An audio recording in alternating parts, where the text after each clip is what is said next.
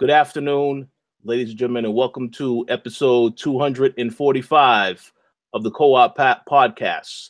I'm your host, Richard Billy Jr., and today I'm joined by Mr. Gary A. Swaby. How's it going, Gary? It's going good, man. Happy Easter, everyone. Absolutely. Happy Easter to everybody out there. You know, if you are celebrating, yes. Not talking about April Fools today, because we are aware that is also today. But yeah, happy Easter to everybody. We're also joined by Mr. Jake James Lugo. How's it going, Mr. Lugo?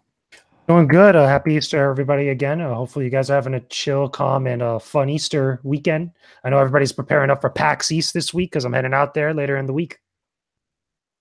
Absolutely. That's going to be a very fun time, very good trip, and hopefully the weather will hold up while you're out there because I know that the East Coast has been getting hit with all types of snowstorms, so we'll see. We're also joined by Miss Dana Abercrombie. How's it going, Dana?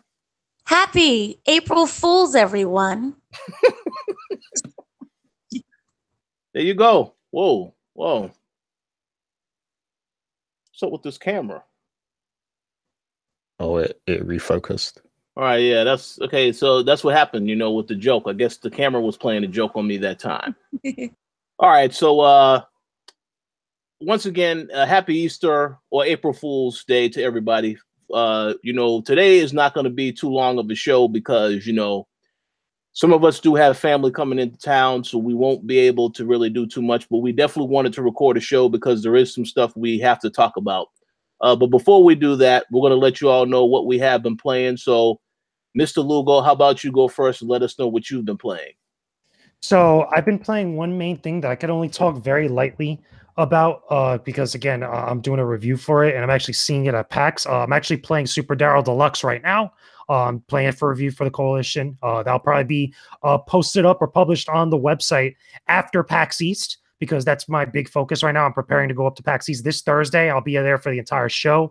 Already got a bunch of exclusive stuff lined up that I'm going to be checking out and posting up probably after I get back, which is some pretty fun stuff, some interesting interviews I got lined up, as well as also some, some coverage of, like, you know, previews of games I'm going to be seeing out there. But really, that's the main game I've been playing as far as, like, important new games. I actually also posted up a review of, Assault Gunners HD Edition, as of yesterday, just before Easter. That game is not very good. It's a re-release of a PS Vita game that was released in Japan back in 2012, and it had a bunch of DLC and stuff. So it was probably a hit over in Japan, but on the PlayStation 4, again, it just doesn't look all that great. It doesn't have a lot of good stuff going for it.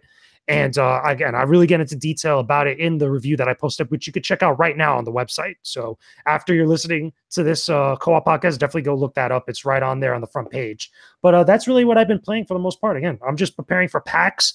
Looking forward to seeing everybody who's going to be up there in Boston for the weekend. It's going to be a lot of fun.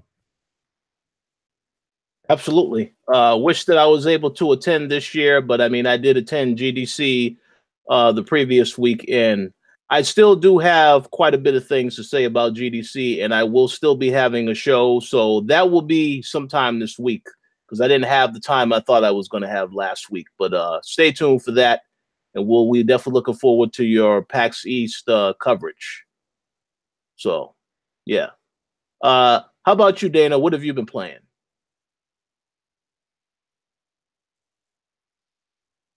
Oh, sorry. Whenever I have time, I've been playing a little bit of Gravel. That's always a fun game. You know, just taking it easy, just like racing. And you know, it's I explained it before. It's very simple. It's a basic racing game, but it still manages to be extremely fun. So I've been doing that, and it's a good way to, like, relieve a lot of stress. Sounds good. Absolutely. So how about you, Gary? What have you been playing? Yeah, so this week, Square Enix actually sent me Kingdom Hearts 3, so I've just been playing that. April Fools, everyone, I got you. Yeah, so this week I've actually been playing some Monster Hunter World. I actually bought that. I decided to finally buy that game because I have a few friends that want to play it on PS4. So I actually played through, like, the tutorial part of that yesterday because, you know, I didn't have that much time, but I managed to get through the tutorial a little bit. And I also played some Overwatch and Grand Theft Auto 5 And also, I started playing Final Fantasy 12 on the PC, and that game looks stunning on the PC. Like it looks even better than on the PS4, I think. Like it looks super clean graphically. The visuals are like incredible in that game. I forgot how good it looks, honestly. Obviously it's still a PS2 game, so you know you've got like the character models aren't as developed as they are now and everything, but the game looks stunning on PC in my opinion. And it might actually be the best way to play that game. So yeah, I was playing that for a little bit. The only thing is, because I already played the PS4 one briefly last year, I had to like the first phase of that game is like it's like 3 hours, 3 to 4 hours. So I had to play through like that whole part again. I skipped all of the cutscenes to make it quicker. But yeah, just having to go through all of that, you know, first tutorial phase of the game again was a bit annoying. But now I'm at the point where I can actually start to play the game again from where I remember it. So yeah, that game is definitely a good one. I like being able to buy all of the Final Fantasy games on PC as well, just because it's like a whole collection that will, you know, never stop working. Because with the consoles, you can obviously collect the games on console, but then when the hardware changes, you can't always carry over the game. But on PC, you're able to do that. So I like having them all on PC. And I need to get 15 next, to be honest. So yeah, but that's pretty much it this week. That sounds good. So first and foremost, I want to congratulate you, Gary. Usually when we record this show, every time you're talking about Overwatch, that's the only game you played. So I'm quite impressed that you've got a chance to play a lot of other games. So congrats. Congrats. Yeah, I was shocked. I'm trying to expand my horizons a little bit. So proud of you. Thank you. Yeah. I appreciate it. That's good. That's good. So as for what I've been playing, there really is only one game that I've been playing pretty much this whole week. And it's a game that I actually reviewed on Friday. The review is on the website right now. Of course, I'm talking about Far Cry 5. Now, I want to give a shout out to the Throwdown because I did talk about this a little bit on Thursday night. But yeah, it's a really, really fun game. I know a lot of people wanted to address and talk about the controversy of the game. They don't like the fact that there are a lot of different serious themes and topics that are hinted at in the game, but they don't really take it as far as some people want it. So a lot of people have been talking about it on their websites. Honestly, as I mentioned before, you know, when I went into this game, I was just looking for an open world action adventure type of game. I mean, I played the other Far Cry games. So if you played any of the other Far Cry games, this is pretty much on par with that. The antagonist in the game, which is the Seed family, very reminiscent of Voss from Far Cry 3. And I actually think that's the best thing about the story. Now, the story is not great by any stretch of the imagination. It has its ups and downs, but the antagonists keep the story going. And the fact that you have to take them all down at different times, it just makes it a much more compelling game overall. There's, of course, a lot to do, whether you're, you know, you want to fly planes, drive, use a boat. I mean, you can do a lot of different things in that game. And then the fact that they have the guns for hire, which basically is the different characters that you can unlock and then put on your squad, which will accompany you on missions. Again, that's awesome. A few of the issues I had with the game, you know, the co-op thing is great because you can play with somebody else. But the problem with that is if you are the one that is hosting the session, then all the progress that is made when you go through the story, it will only count for you. It will not count for your partner. And that's something that I know some people a little annoyed about. The glitches are pretty bad in the game. Stuff does happen. I've had an instance where I was playing a story mission and it was something where I needed a character to, you know, jump in the car with me to show me where to go. and they just stood there. You know, the character comes up and just stands there and doesn't move for about, 5 or 10 minutes. Now, when I restarted it, then everything was fine. Everything worked as it needs to. But obviously, one thing that Ubisoft was very clear about it when they released this game, there hasn't really been a day one patch yet. There hasn't been any patches. So any technical issues with the game are going to be that way until they decide to patch that stuff. So with that said, though, still, as I said in my review, even though it has a few technical hiccups here and there, it didn't hinder my overall experience. And once again, as I mentioned, the story, not quite as great as you would expect. Quite disappointing for some, and it doesn't push the bar as far as it needs to if you ask certain people. But again, I came into this game just expecting a fun game, and it is that. If you like the Far Cry series, you definitely should check this game out. And of course, you can check out my review, and then you'll get more of my thoughts as to what I think about the game in terms of gameplay, everything of the sorts. But that's pretty much all I got a chance to play.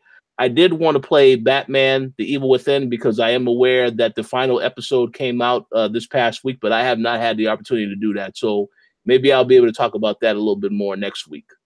But yeah, that pretty much is what I've been playing for the weekend. Essentially, that concludes what we have all been playing for the week. So we're going to go in and we're going to jump right into the topics for this week. First and foremost, one game. There was some news that came out this week that was pretty interesting. A game that we heard about that was first released in 2016 on PC and PlayStation 4 that is now finally coming to the Xbox One this summer. Of course, I'm talking about No Man's Sky, a game by the company, UK-based company, Hello Games. They did make an announcement this past week that No Man's Sky is actually getting a free update called No Man's Sky's Next. And with that announcement came the news that the game is finally coming to the Xbox One. So I wanted to get you guys' opinions on what your thoughts are about No Man's Sky coming to the Xbox One. And do you think that this is a good thing? Do you think that Hello Games will be able to repair their image after what happened when they launched this game initially on PlayStation 4 and PC? So Gary, how about you share your thoughts first? Because I know you're a huge No Man's Sky fan. Nah. Yeah, see, I remember when that game came out on the PS4, and I spent, hours playing it the very first time, and it seemed like it was very promising, like it had a lot of potential. But then it started to get super repetitive, and it was just the same thing over and over again. And then that's when, I figured I was very disappointed with it. But since then, they've continued to update the game, and it does have somewhat of a fan base that have gone back to play the updated version of the game.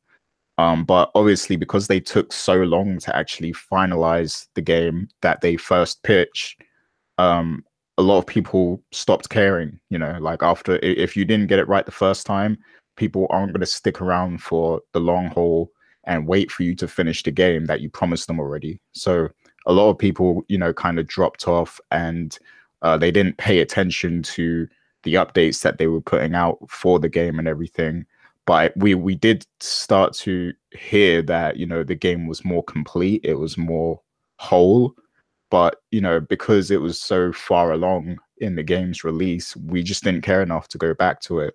So with that in mind, I think this is the smartest thing they could have done, to just say, look, now No Man's Sky is coming out on the Xbox, and it's going to be, the complete package or whatever, and it's going to have additional content.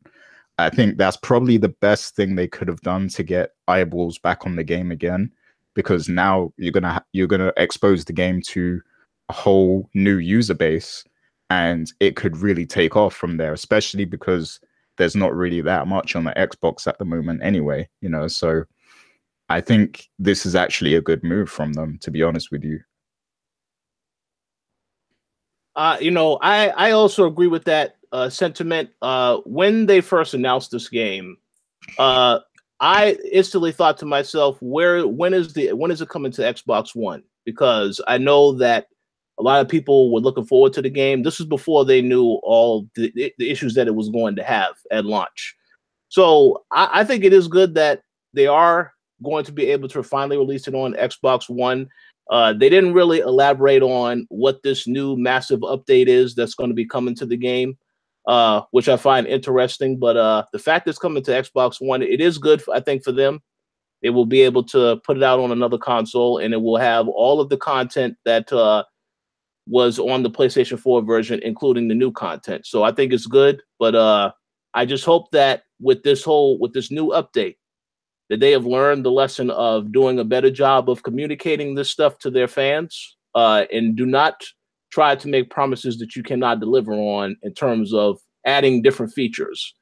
So hopefully they learn from this whole process, and everybody gets a better game as a result. But only time will tell.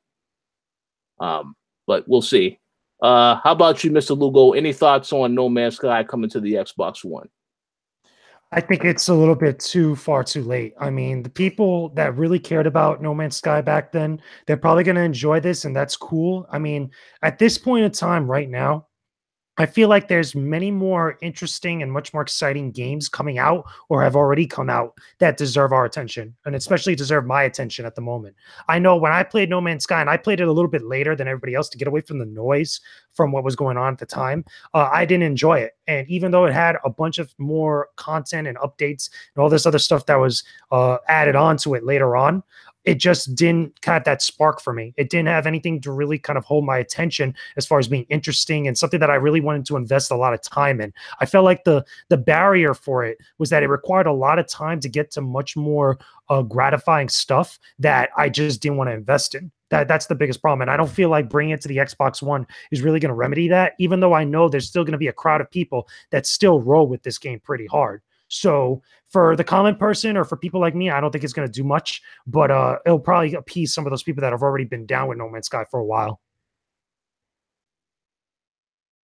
Very fair, and a very, very good point overall. Yes. So how about you, Dana? Are you looking forward to No Man's Sky on the Xbox One? See, here's the thing, and I kind of agree with what was previously said. It's a little bit too late for those people who are very excited for No Man's Sky and has been with it since day one and is happy with, the repetitive nature of it and however it is. Good for them. But a majority of people, I don't think is going to be that interested. And I really feel that they missed that opportunity of getting that larger audience by waiting so long and having there's so many, problems with the game. If they would have released it, a little bit closer to when it was originally released on the other platforms, then there wouldn't be any issues. But they had an opportunity and they missed it. So good for those who've been with the game and is excited for it, but I don't really feel anything at all. Well, hey, I totally respect that opinion. So Gary, it looks like you have been downvoted because the majority, more than half of the people on this particular show are not looking forward to the game. So I know, like Gary, I mean, are you planning on picking up the game when you finally get an Xbox One, or nah? Nah, I mean, wait, it's already on PC. Well, I don't know if I'd ever try the game again. Maybe, I don't know, if it gets a good reception when it comes out on the Xbox, perhaps I'd try the PC version just to see if it's gotten any better. But it would have to be cheap because they already let us down once, so it's gonna have to be a discount the second time. But yeah, I just feel like this move will breathe fresh life into it, because I did hear from the loyalists who stuck with the game that it actually did get better. But it's just the fact that nobody cared about it because they took their time with it. So I think this has the potential to breathe a lot of new life into the game, and we might actually see it, become popular again.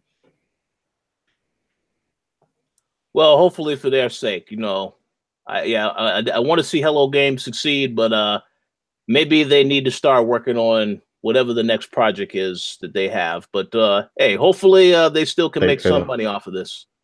They could always go back to Joe Danger, make Joe Danger 3 or something. I mean, I really enjoy Joe Danger. So I do commend them for trying to do something new, but They really should have thought a lot of this stuff through in terms of the, you know, the updates and what are you actually trying to do with this game, but they didn't think about any of that. So it's unfortunate. But yeah, if they go back to Joe Danger, I'm all for that because I enjoyed that series. So we'll see. But any final thoughts on this topic before we move on to the next? All right, so let's dive into the next topic. This is actually something that I'm pretty sure that Gary and JJ will have a lot to say on because they are fans of the series. You know, Square Enix finally announced this past week that Dragon Quest, I believe this is 10, right? It's Dragon Quest 10? Or no, Dragon Quest 11. Dragon Quest 11. Okay, 11. Okay, Dragon Quest 11 is finally coming to the West officially on September 4th. So I wanted to get you guys' opinions on this. I mean, I know that it's already been out in Japan, but now it's finally coming over here. And I know a lot of people I have spoken to are looking forward to the game. So how about you start us off, JJ, and let us know what your thoughts on the game finally coming to the West. I think it's cool. I think it's fine. And the trailer that we got, it doesn't really show gameplay itself, but it shows, you know, the opening cinematic and how it's going to look on the PlayStation 4. And it looks pretty good. And what you would expect, or at least, you know, on some sort of par level for what a Dragon Quest, a modern day Dragon Quest would look like here on PlayStation 4. So I think that's pretty cool.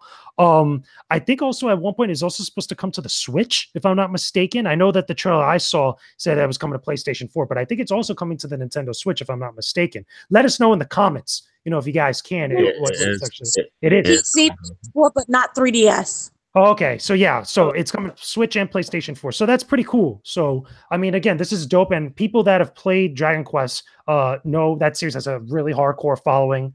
It has a lot of stuff that's different about it than some of the other stuff that goes on over at Square, including, you know, Final Fantasy and some of their other RPGs. Dragon Quest has always had this specific identity in the way that it actually approaches some of the design to JRPGs, you know, difficulty, as well as also the types of stories that it tells. A lot of people now don't really have the context for what a real Dragon Quest game might be, because we've had things like Dragon Quest Heroes come out. We've had a lot of other spin-off titles come out on the modern day consoles. I believe also on PlayStation 4 and even I think on PlayStation 3.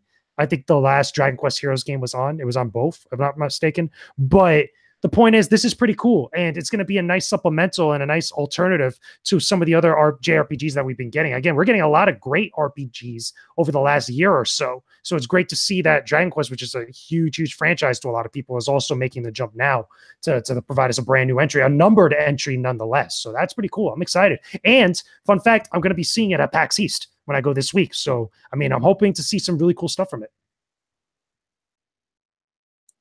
Interesting. Yeah. Yeah.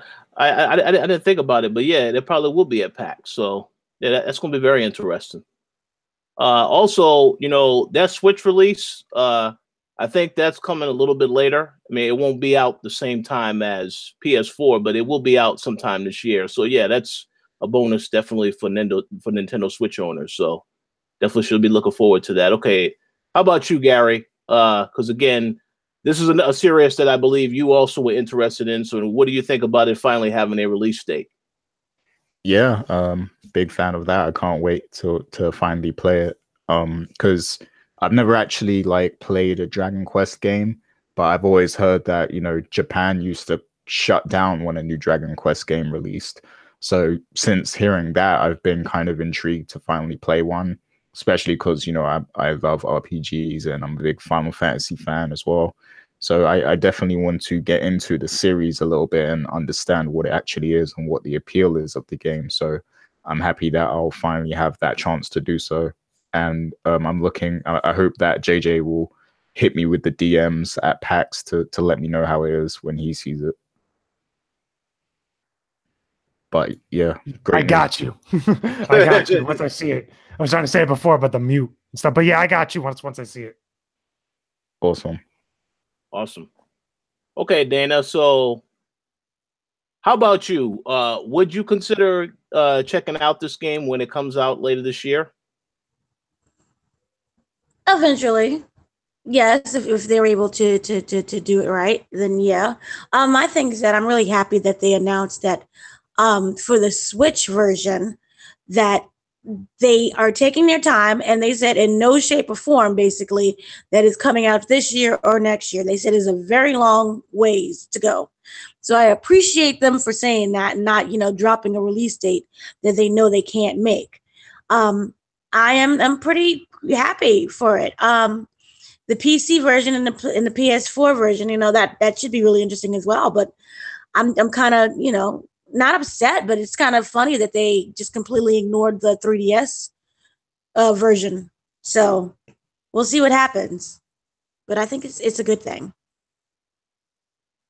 Yeah, I think it's a great thing for them to have it on Switch. I know when I went to GDC, there's a lot of indie games being made right now, and I was very surprised to hear that a lot of those games are also now going to be on Switch. Another game I do recall mentioning, the Banner Saga. All 3 games are going to be on Nintendo Switch also. So yeah, it's great anytime I hear games coming to the Switch because it's a very popular, very fun, very good console. So that's great. As for the September release date and whether or not I'm excited for this game, again, I also haven't played any games in the series. I will check it out. But see, the only problem is I know of one other game coming out in September that I definitely am going to want to jump on. And of course, that's the Tomb Raider game. So we'll see. I'm pretty sure there will be other games getting announced at E3 that'll also be out in September. But yeah, I definitely will check it out at some point in time. But just like with you, Dana, and it will not be right away. Whenever I get the time to check it out, I will, though. So we'll see. But yeah. Any final thoughts before we move on to our next topic? All right. So, Dana, I'm actually going to pass the mic over to you now for some entertainment news. And I actually do have a couple of things to say as well once you get into some of these topics. But feel free to take us away with what happened this week in entertainment.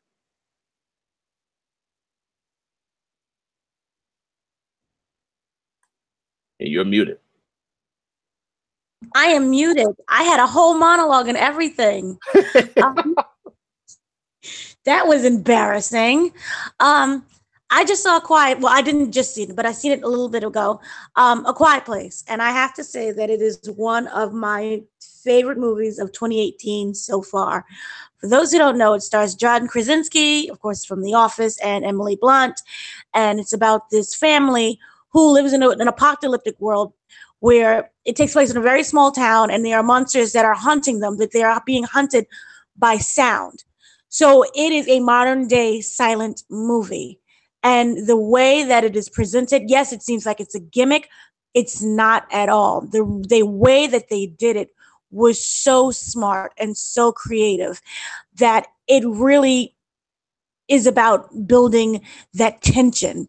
And as an audience member, you just feel every single emotion that the actors are going through. And every single scene is just heightened because of the lack of sound, and the sound that you do hear, like say something really small, like the flickering of a light switch or a fireplace burning, that little small things like that can help build up a scene so much. So great movie. I know you're going to see it later next week or this week, Richard. So that's going to be exciting for you. Also, Ready Player One, which I know Richard is so excited about. He just saw. I was meh.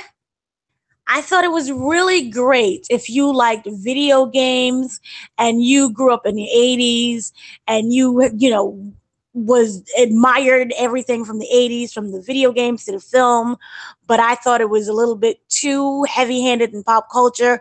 I felt that it didn't have its own identity, and as a result of that, it wasn't the best movie that it could be, which is kind of weird because you had Steven Spielberg, who is basically an 80s icon, and he created all these movies that we love, and for him to tackle this and tackle basically his own movies, that it felt short. It felt really short. And that was weird coming from this icon. So for me, I know I didn't really love it that much. I thought some of the characters, the main character itself wasn't really that interesting compared to the other characters, which I think is odd to have. But I thought it was great for what it was, but it was not something that was like made me really excited and I can't stop thinking about. The Quiet Place to me is one of the movies that I can't stop thinking about. But I know that Richard saw it and he was so in love with it.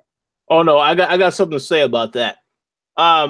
So let me just make this comment real quick. I don't want to interrupt your everything that you're talking about. Yes, I am looking forward to seeing Quiet Place this week. I'll probably have something to say on that next week. And I do trust that the movie is as good as everything that you said, because I've heard nothing but high praise for the film. So I'm looking forward to that. As for Ready Player One, I know Gary is a huge fan of the book. You know, he said that is the movie he is looking forward to seeing most all year, even including Infinity War. So I think something's wrong with Gary. No way. But I will say this: the movie, as I said before, the movie I thought was good. I don't think it was an amazing film.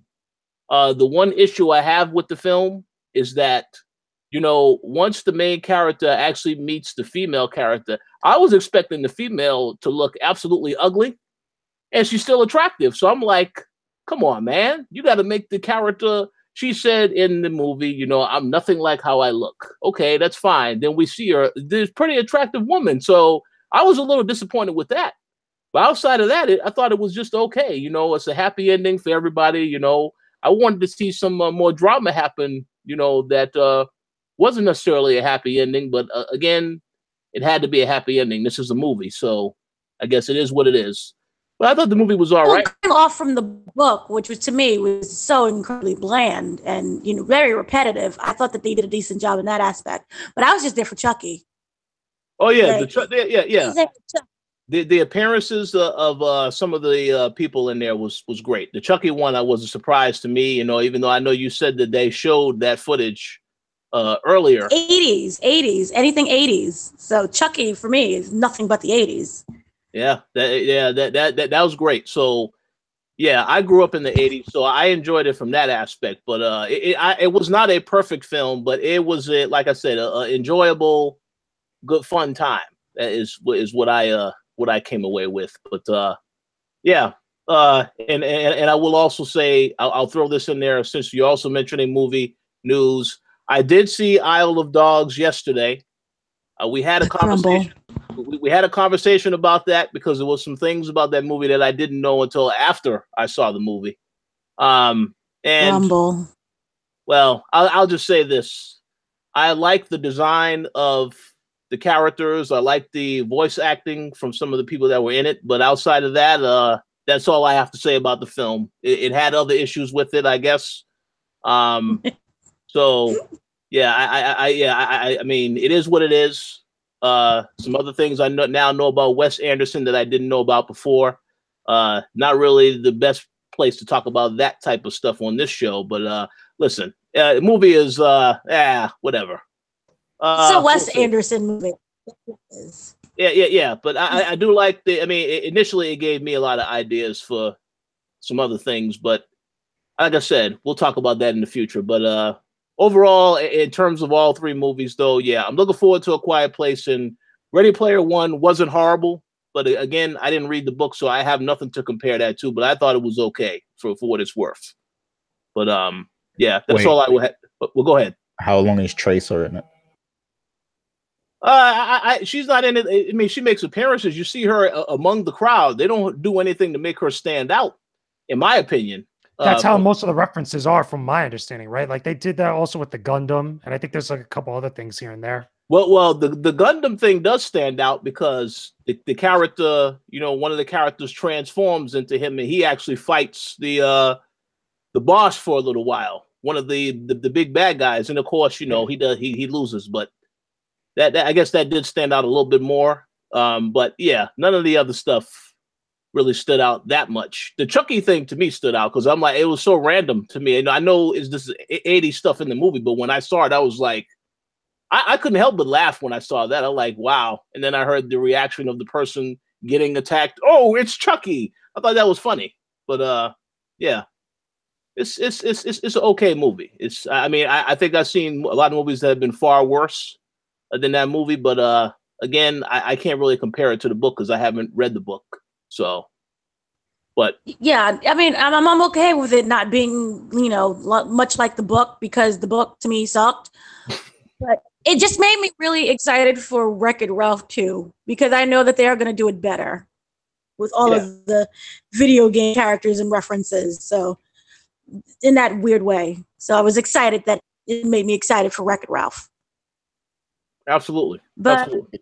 Yeah, usually I don't say that the movie's better than the book, but I think in this case it's the type of book where it could really be true, where I think the movie will be better than the book.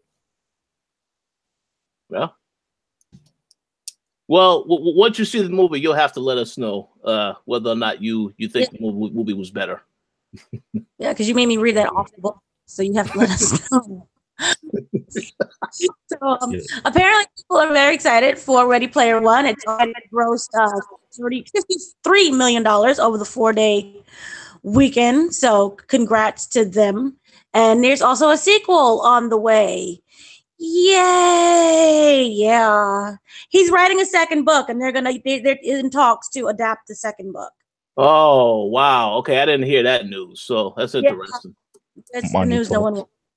Yeah. Money does talk, and Spielberg at the end of the day is Spielberg, so good for him. Amazon Studio is developing a League of Their Own series. Remember that movie from the good old days? Anyway, the TV series will have more of a modern day adaptation to the story. In the 1992 Penny Marshall film that starred Tom Hanks, Gina Davis, Madonna, Lori Petty, John Lovitz, David Strathairn, and a whole bunch of other people. None of the original cast is going to be in it, thankfully, but the TV show will be a half-an-hour comedy infused with warm humor and the DNA of the classic film, if that makes any sense to you at all. It is going to take a temporary spin on the stories of women surrounding the All-American Girls Professional Baseball League. The show will begin with the formation of the league in 1943 and follows the Rockford Peaches season as they struggle to keep the team alive through closed games, injuries, late-night brawls, sexual awakenings, and other storylines that they plan on adding. There is no release date, but there's no cast yet, but they did announce it. Pixar's short animated Bao will be debuting in front of The Incredibles 2 on June 15th. The 7.5-minute short is about a Chinese-Canadian woman who suffers from depression of an empty nest, who gets a second shot at motherhood when one of her handmade dumplings come to life. The story is written by Domi Shi, who will be the first female to direct a Pixar short in its entire history. The title Bao carries a double meaning that it's two meanings, basically in Chinese. One of it is that it's a steam bun. The second meaning is that it's a precious treasure. So that's sweet. And they release the photos online, and it's really adorable. Steven Spielberg has confirmed that Colin Trevorrow, who directed the 2015 smash hit Jurassic World, will return for Jurassic World 3. J.A. Boa directed the second installment, which is coming June 22nd, 2018. But Trevorrow, who was scheduled to direct Star Wars Episode 9, however, he was let go from the project last year, who's going to be replaced by J.J. Abrams, which now gives him time to direct Jurassic World 3. And that is going to open on June 11th, 2021. So if we're still alive, we're getting that movie. The upcoming and as yet untitled Sharknado 6. Remember the sci-fi franchise, every summer come out with the Sharknado movies. It's going to be the final chapter. So rest in peace, Sharknado. The final chapter was greenlit by Sci Network, and it will feature time travel. In Sharknado 6, Ian Ziering has to travel in time to stop the first Sharknado. And also returning to the cast is Tara Reid and Vivica A. Fox, along with a whole bunch of cameos that they have every year. And last but not least, I know Richard is very excited for this news. It is official. John Cena will play the lead in the upcoming Duke Nukem film. I know you were so excited. And hilariously, when I was at the press junket for A Quiet Place, it's produced by Andrew Form and Brad Miller. Andrew Form and Brad Miller is also the producers for the Duke Nukem movie. So he was excited and he gave an update, and he is saying they don't have a script, but they know that John Cena is involved, and they're very excited for John Cena, and they're excited to run any ideas that they have past him. So he's going to have, some involvement of creating this character. And they do feel that if he doesn't like the script, John Cena, if he doesn't like the script, that he can always pull out of the movie, which is not really something you want to say, but okay. But right now, John Cena is the official guy. So they're going with John Cena. But if John Cena says, oh, heck no, they are allowing him to pull out. So they also said that they cast John Cena because they liked his sense of humor. So, yay. Wait a second. Gary's about to say something. Go ahead, Gary. Oh, no, I said, is it sponsored by Fruity Pebbles? I'm like 5 years so old with that promo. Yeah, I know. I'm behind on everything. So, I'm not. Don't listen to what Dana said. I am not excited for that film, but I will say that John Cena kind of looks like that character, so that could be interesting. But we'll see how it turns out. I see. I'm the only one who's like, I just have to remember, if you ever, John Cena's hair has been going through this weird transformation. Yeah. Where he had that weird male pole the balding thing, and then recently you look and you see like he's been growing hair in the back magically. So he's kind of getting that whole Duke Nukem styling going. Yeah. So who knows? Yeah, absolutely. Yeah, I have noticed that. So I think it'll be very interesting to see what he does with the role, but we'll see how it turns out. I think it's fun they're allowing him to pull out if he doesn't like the script. Oh yeah, but I'm pretty sure he wants to get away from wrestling, so I'm pretty sure he'll make it work. And judging by the fact that they want him involved, I'm sure he may have some creative direction with the project as well. So because he will have that extra leverage, he may actually want to stay on and make it better. So, but we'll see. We'll see. I hope his acting's improved, because I remember seeing The Marine and I was not impressed at all. So. He's okay. Like, if you have to watch Cock Blockers, he was all right in that. Yeah, that's the movie coming out on Friday over here. So I'm so behind or ahead. So does this mean that next week we're going to see the American Badass versus Duke Nukem at WrestleMania? Yeah, I think you'll definitely see that. Obviously, side performing. Yeah, you'll definitely see something of that. But we're going to save that particular discussion for Friday Night WrestleCash. Because that's a different podcast. Yeah, make sure you tune in, everyone. It's going to be lit. Yeah, make sure you definitely tune in. It's going to be a very fun, entertaining show Friday night. So all 20 hours. No, that definitely won't be 20 hours. That'll be saved for Sunday when WrestleMania actually happens next Sunday. WrestleMania is airing right now today. It's the pre-show. Yeah, that sounds good. Okay. Thank you for the entertainment news segment, Dana. And that Pixar short that you mentioned, I will just say I hope that Wes Anderson is not involved in that project. So let's move on to the next topic. All right. Last week. Say what? Is it shots fired? Pew, pew. Yeah, definitely that. So last week we spoke about Sea of Thieves.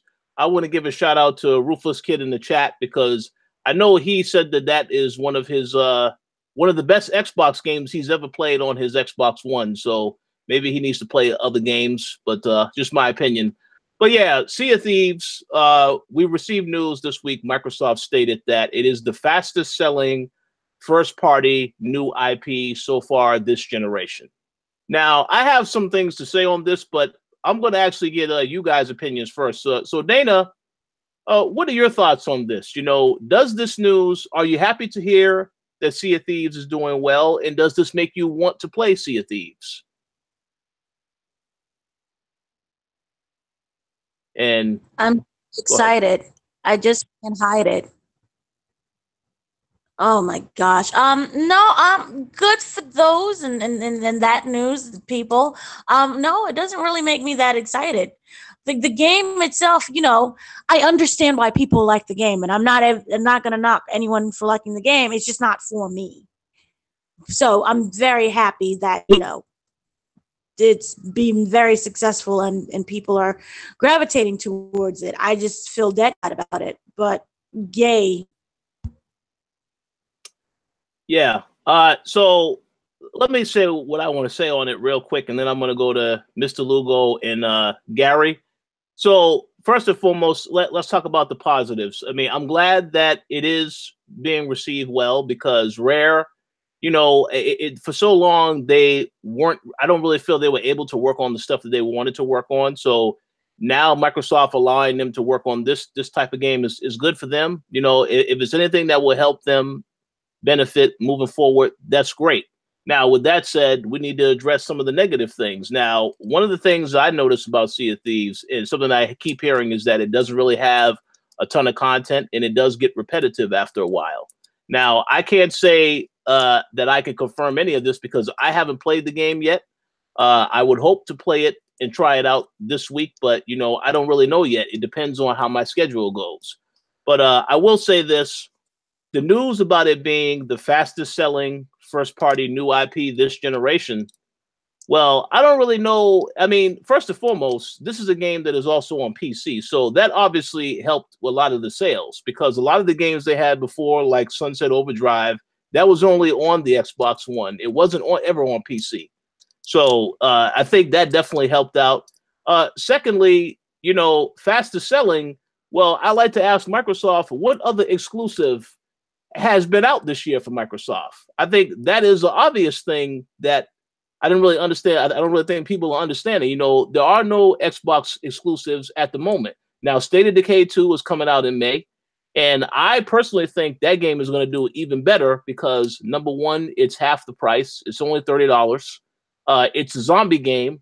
People love zombies, so I think that that's going to do a lot better than Sea of Thieves. And it's also going to be on Game Pass also. So a couple of those factors, I think, will play a role. But in terms of it being the fastest selling IP, Microsoft did not have a lot of good exclusives last year. And this year, this is the first game that they're releasing that isn't exclusive. So I'm not really surprised that it's doing well. I mean, I think people who have an Xbox want to play games. You know, maybe they all don't want to play exclusives, but I'm not really surprised that this did well. I mean, I'm glad it's doing well. Hopefully, this is something that Microsoft can use as motivation to make more exclusives in the future. And obviously, E3 is going to be very big for them, so that's great. But as for the news of it being fastest selling, not too surprising, in my opinion. But that is just my opinion. Well, go ahead. I feel that, you know, and forgive me for being over dramatical, but Xbox players are starving for something that's exclusive, and when they finally get something, you know, they're gonna run to it and clamor to it, and of course buy it out. So we'll see how long it lasts, and we'll see. You know, I'm pretty sure there will be other games, hopefully, that overtake that spot. But I just think that it just has to do with starvation. People need something that is exclusive, something to play, and you know, they just need anything right now. So for the moment, you got that. I agree. And again, because this is a service-based game, it really is up to Rare to be, they're going to be the ones that determine how successful this is going to be moving forward, because they're going to have to release a lot of updates. They're going to have to continue to do things to support the community, which I think they can do. But again, I mean, we'll see if this is a game that people are still talking about at the end of the year, because again, like I said, they still have State of Decay 2 coming. Microsoft does. We have Crackdown 3 supposedly coming. I mean, I don't know, because we ain't heard nothing about this game since the year started. So we'll see about that. But for now, I say yes. I'm glad it's doing well, but am I surprised it's doing well? Absolutely not. But again, just my opinion, you know. So if anybody wants to come after me, you can come directly after me. Don't attack anyone else on this panel. So how about you, Mr. Lugo? What do you think about this news? I don't know. I mean, to be totally honest with you, I mean, I kind of defer to a lot of Max's thoughts, and it's kind of been the unanimous, like, you know, agreed upon opinion about Sea of Thieves that doesn't really have a lot of content right now. So it's kind of funny, you know, hearing that it's the fastest selling first party new IP of this generation. But keep in mind, like, Game Pass was part of that. Like, that there was a whole bunch of other factors that led to that. And I think a lot of people were more, they were probably still excited about Sea of Thieves, but they were also kind of curious about Game Pass, you know, at least seeing how that would work, at least for some people. So for me personally, again, I haven't gone to play it yet or had enough time, you know, spent with it as much as a lot of other people have, but I'm kind of deferring to their opinion. It seems like people are generally unhappy with it. So it's kind of funny to hear that it's the fastest selling IP. Yeah, I agree. And how about you, Gary? I mean, you have a PC, so you can actually pick up this game. So now that you've heard this news, does this make you want to pick up the game? Based on everything Max said, I am not interested at all. If they do add more content to it and you know, enhance the experience a little bit, then I'll start to consider it. But yeah, as it is now, I'm not too interested. And because of a lot of the things Max talked about last week, you know, it's great to hear that the game has had good sales and everything. But I think that's going to be very short-lived, you know, once people do find out how shallow it is. And like you guys said, I think just the fact that there hasn't really been that much. Obviously, there was PUBG recently, but you know, it's like those are the two most recent games that have come out for a very long time as exclusives for the Xbox One. So I think that has a lot to do with the sales. If this was released alongside, you know, some of the big Xbox blockbusters like Halo or Gears or something of that nature, I doubt it would have gotten that many sales. But, you know, because it is a drought at the moment, I think, you know, that definitely had some reasoning as to why it was selling. I do want to say, though, that it seems like every time an Xbox exclusive comes out now, they say that it's the fastest selling. Like, is that just me, or does that actually happen? Because I feel like that's like a common trend now. But you know, I have to go back and check that, because I mean, I know that they say it's selling well. I don't know if they say fastest selling, you know, specifically, but yeah, they always will talk positively of these exclusives when they come out. And in some cases it is believable. Like, you know, I know Gears of War 4, a lot of people picked that up, and a lot of people obviously picked up Halo 5, and those are two of the flagship franchises for Microsoft. So yeah, that makes sense. I don't know what they said of Sunset Overdrive, and maybe not much, because I don't know if the game did well. You know, it never came to PC, so I mean, I have no idea what the story is with that, but I don't know. yeah, I think you know, obviously once State of Decay releases, and then we know when Crackdown 3 is coming out, I think after all of that, where, you know, Xbox owners are going to be in for a treat. I think at E3 they're going to have a huge blowout. They're going to, you know, let loose about a lot of stuff that's coming in the future, and I think it's going to be stuff that gets people excited. Like, you know, I think last week we were talking about Fable. I think that might be, you know, a big thing that comes back and everything. And yeah, was Metro going to be timed exclusive? I can't remember, or is it multi-platform? That's multi-platform. Okay. I know Horizon, Forza Horizon. I'm about 100% sure we're going to get a Forza Horizon 4 this fall. Oh yeah, of course. Yeah, because the timing adds up perfectly for that. But Yeah, I mean, and of course, Halo was something where we know that they're definitely going to tease that. I don't know how soon it's coming out, but that's something that everybody I know they're waiting for that. So, but yeah, my hope is that they've invested in a lot of new IPs for the system, and I hope they show some excellent stuff at E3. Yeah, I hope so also. I mean, because that's what this is all about. I believe that Phil Spencer understands that they definitely got to do a better job with that.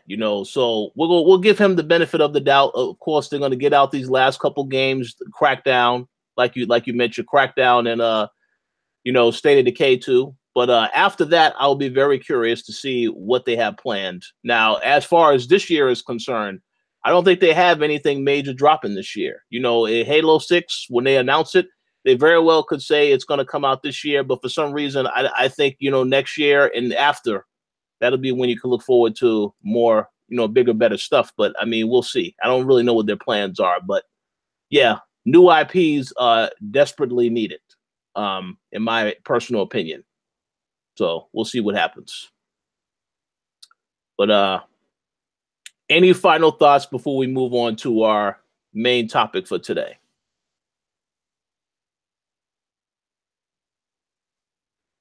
Okay, so finally, the main topic in the main discussion for today. This will be a very interesting discussion because we've spoken about EA in the past, but obviously now there is more news regarding EA and Star Wars.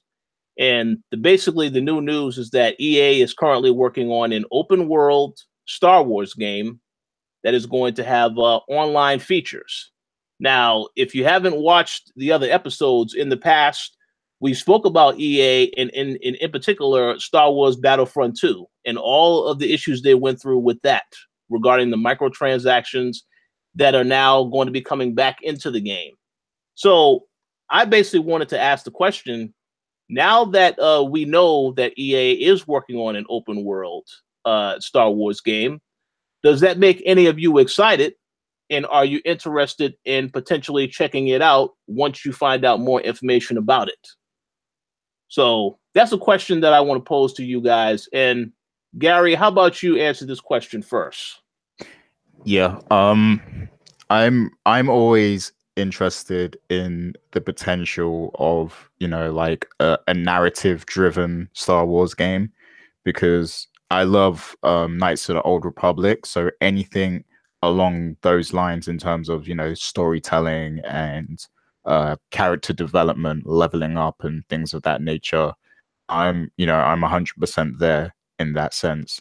Obviously it's going to be online, but the fact that they say open world, it kind of makes me think of something like Monster Hunter World, where I'm hoping it's going to be, a connected experience, but you also have your own progression, your own character, something of that nature. So I hope that's the route they go, making it like an RPG MMO hybrid kind of thing. I think that would be a great way to tell a story within the Star Wars universe. So I'm open to hearing more about it in the future. I just hope that EA is able to deliver something, of quality, because we all saw what happened with Battlefront 2. So I'm hoping that, they don't repeat that process again with this. Yeah, I mean, I agree. I have to believe that they have learned something from the way they handled Battlefront 2, but I guess, time will tell. I mean, like I said, I haven't played Battlefront 2. I know that they were putting the microtransactions back into the game, so I haven't really seen how it was before or after yet. But I would like to think that they have learned something from going through all of that, and because it was such a huge story all over, but we'll have to see for that. It also makes me very curious to know what's going on with Amy Hennig, whether or not she's a part of this particular project since they killed the other Star Wars game that she was working on. But all of these questions, no one knows any answers to yet, because we don't know any information yet. So I would assume that when we go to E3 in June, there may be some information about this game, maybe a teaser of some sorts. I have no idea, though, but we'll have to see how that goes. Dana, do you have any thoughts on any of this stuff? I think that is interesting. I don't think that they're that whole situation that happened with Battlefront 2, like I said before, it didn't technically stop people from buying it. So because people didn't voice out with their wallets, they just like, oh my god, that's so sad, but they still kept buying it, that we're not going to see much changes in terms of the whole microtransactions. I am slightly excited for it. The game will be available across multiple platforms, and of course it's going to have multiplayer, and that they're looking for a online engineer position over at EA's Vancouver. So they want someone who has experience implementing online features such as matchmaking, asynchronous interactions, live services, server host migration. And while there isn't any information about the game itself, because obviously it's still in development, I am slightly excited to see what's going to happen. And I just hope that they don't bombard us with the microtransactions to the point where the game is kind of like, unplayable, or you have to work extremely extra hard in order to get around that whole transaction part. But I'm slightly excited for it. We'll see what happens. The thing that I feel is that the term open world now is just being used so loosely. But I hope that it works out. I'm not going to say excited, but my interest has peaked. Interesting. Yeah, sounds good. Okay, how about you, Mr. Lugo? Any thoughts on this game? I'm curious to see like what exactly this is. I mean, we don't really have much other details other than the fact that it's an open world, right? I mean, this could be anything. This could be stuff from, or at least, the remnants of the Amy Hennig game. This could also be maybe stuff alluded to 1313, or at least some elements borrowed to it. We just don't have enough info right now. I'll tell you at the moment, though, I don't believe it's going to have a lot of the stuff of what they did with Battlefront 2. As much as EA would like to kind of like borrow elements from that and kind of implement it into this, I think there was enough backlash as far as the coverage and the conversation around it with the microtransactions and the way that game was overall handled. I think that EA does something a little bit different, even though they're still trying, to capitalize on making it profitable and stuff. I'm curious to also know if this is going to be related to the new trilogy stuff, more of the modern Star Wars from Force Awakens and Last Jedi, as opposed to taking on stuff from the classic Star Wars or the prequel era Star Wars stuff.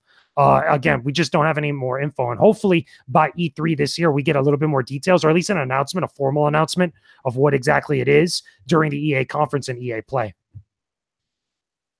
I agree. I wanted to add, as someone that has covered both Battlefronts right now at this point and has seen how Star Wars in EA's hands has been handled, in the more modern consoles with PlayStation 4 and Xbox One, I'm curious to also know if they go back to any other older IPs, stuff that, maybe Knights of the Old Republic, or maybe borrowing some other stuff. Because if it's open world, that can mean any number of things. It could be a third-person action game. It could be a flight game. It can be an MMO. It could be an RPG, just a Western RPG. It could be anything. It's just, there's no clarification there. And I don't think we're going to get it until before E3.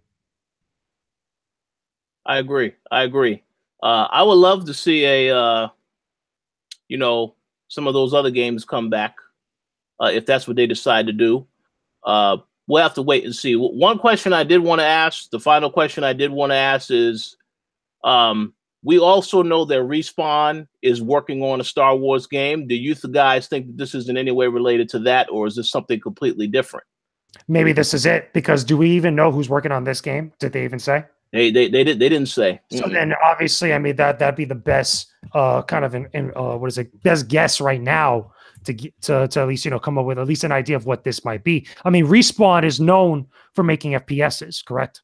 At this point, because with Titanfall. So I wouldn't be surprised if maybe this is something similar to that, just involving maybe the First Order, or maybe some sort of era of Star Wars that's going to involve vehicles, because Titanfall was all about your mech.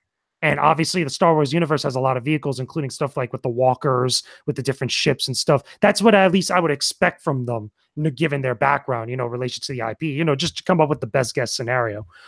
As far as anything else, I still, think that we're just going to get full clarification this year at E3. I agree. hopefully, we'll actually see a trailer. I don't want to see this in development, currently in development. I think that's exactly what you're going to get. That's what you should expect right now, because they did it with both Battlefront games. If we're talking strictly just Star Wars, and EA has a habit of doing that. They didn't really do it as much last year, from what I remember when we were there at the conference, but I still would give them the benefit of the doubt. Or at least, I wouldn't give them the benefit of the doubt. I would actually say that that's exactly what they're going to do. At least tease us with something this year at their conference, and maybe not even give full details about it, which would suck, but it would make sense given that Battlefront 2 was not too long ago. Yeah, I recall when we was at that E3 where everything was a concept of something that is coming. I know Gary said that was the E3 he enjoyed the most as far as the EA conferences. So he'll definitely enjoy it this year if that's the same format.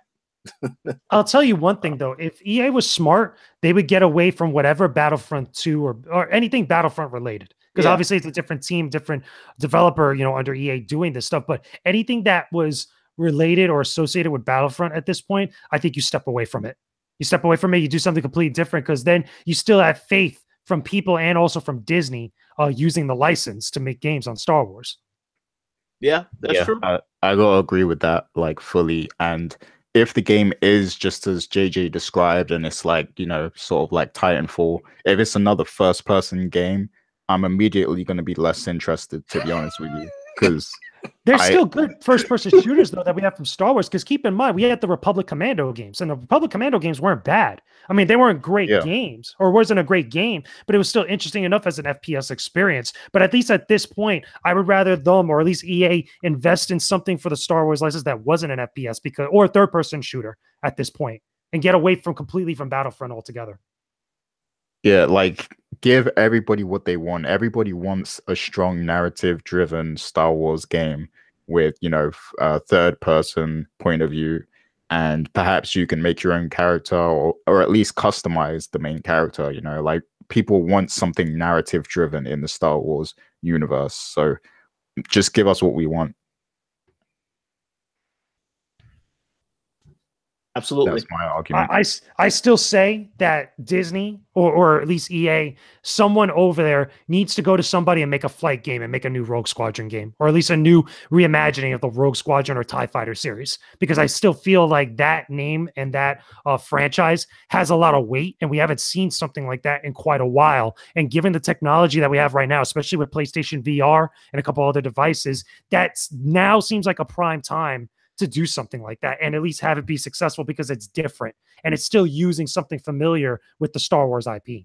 But that's just me, and that's just myself. I don't think you could really, unless they're really clever about it, I don't think you could really get a open world game like that. Because to me, open world game either says RPG or third person action game. That's the first thing that really, says, kind of speaks volumes to me about that when I first hear those words. But if it's Respawn's game, I'm banking that it's a FPS. Absolutely. Yep, I agree. So we'll see what all this news. We'll get all this confirmational news, I'm assuming, at E3 in a couple of months. But very interesting, to say the least. So any final thoughts before we get ready to wrap up today's show?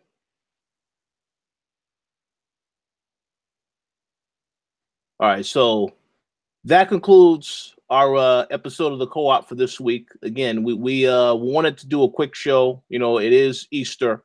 I know some of us have plans. We have family that will be around, so we definitely still did want to give you guys a show, though. And I did want to give a shout out to Mr. Max Muller. He actually is with family today, but he recently purchased the PlayStation 4. So I look forward to hearing his thoughts on the system and the games he's playing next week for certain.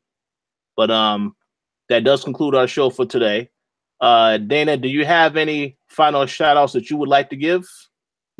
Shout outs to everyone listening and everyone in the chat, and also shout outs to the new Lego Incredibles game that's coming out June 15th. That's going to be a great game. I saw the trailer. Should be fun. Yeah. Okay, Mr. Lugo, any shout outs that you would like to give? Yeah, just shout out to the viewers. Shout out to all the Patreon supporters that have been supporting us on Patreon. Shout out to everybody that's been checking out all the reviews and all the extra content, the videos, the op-eds and the podcasts on the website. We really appreciate you guys. Shout out to everybody leaving comments on the YouTube videos, on all the various different videos we've been posting up, the unboxings, the gameplay commentaries, the podcasts, and the interviews, and everything else that we've had. Shout out also to Jared Petty for joining me on the TK Spotlight not too long ago. Really appreciate it. That was a fun episode that we got to do. Hopefully we get more cool guests just like that to join up on the show. Leave us comments, whether it's on this co-op or any of our other videos, on suggestions of guys or people that you guys want to see on the show as we do different stuff like that. And again, shout out to everybody else that's in the live chat right now. We really appreciate you. So thanks a ton. And also shout out to everybody that I'm probably going to see at PAX East this weekend. So I'm looking forward to it. It's going to be fun. I'm flying out on Thursday. I'm going to be there the entire show all the way through Sunday, coming back on Monday. Should be pretty fun. I got a lot of stuff I'm going to be seeing. Hopefully a lot of stuff I'm going to be bringing to you guys. Going to be pretty cool. Absolutely. Okay, I like to give some shout outs as well. I want to give a shout out to all the fans that are listening, that do as well as support us on Patreon. You know, we appreciate the continued support, and we do have quite a few more things coming to you guys this month, so stay tuned. I want to give a shout out to you, Mr. Lugo, because, yeah, you know, you are going to be going to PAX East next week, so we hope that you have a safe trip and a fun time out there, as well as you have done an excellent job with the interview, so I would encourage everybody to check out the Jared Petty interview, as well as the unboxings, all the video content that he's been doing on our YouTube. I also want to give a shout out to Dana, because Dana also had a lot of very, very great interviews that went up this week around A Quiet Place. You know, so as I said before, I won't be seeing the movie until Wednesday. But I already know the movie is excellent because she gave it her seal of approval. So I'm looking forward to it. So I definitely would encourage you to check out the interviews if you are interested in the film, and you never know, that may sell you on the film. So yeah, excellent job. And I also want to give a shout out to Ubisoft, you know, allowing us to review Far Cry 5. I had a great time with the game. I'm still playing it. And I also want to give a final shout out to Funcom as well, because I actually wrote a preview for Conan Exiles the other day. They've been sharing that preview around, and, you know, a lot of people have told me they like the preview. They like, and that, as well as the other game that they announced and actually showed gameplay for last week, Mutant Year Zero. So definitely check out both of those games. And yeah, thank them again for their continuous support as far as sharing the previews around. So, Gary, the floor is now yours for shout outs. Yep. So let me get to these Patreon shout outs. So big shout outs to M. Collins, Sean Gority, Stephen Ferron, Mauricio Aguilar, Himdale, Fergus Mills, Nicholas Alvarez, and Miguel. A big shout outs to all of those guys. Thanks for all of your support. And like Rich said, you know, we'll have some stuff coming later this month for the Patreon supporters. So be on the lookout for that. I definitely want to shout out to those who joined us in the chat today. Wesley, Ruthless Kid, and I think somebody else was in there earlier. I can't remember the name, but thanks for interacting with us live, everyone. We appreciate it. We know that it's Easter Sunday, so, you know, everybody's kind of doing their own thing with their families and everything. So we appreciate you guys, you know, watching the show with us live and everything. And big shouts to everyone at the Koalition, especially everybody on the show right here today for all the good work. And shouts to the Throwdown. I know Richard was on the last episode, and that was a very entertaining episode that I listened to at work. So yeah, big shouts to everyone at the Koalition. Absolutely. Thank you all for the continued support, and we will talk to you all next week.